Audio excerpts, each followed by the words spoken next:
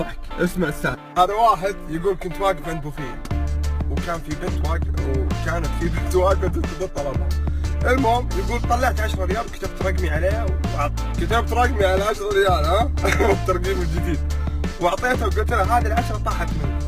يقول الغبية ذي راحت خذت ال10 حاسبت فيها راعي البوفية.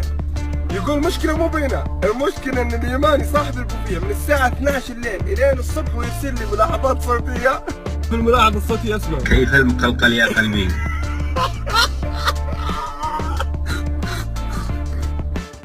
كيف المقلقل يا قلبي.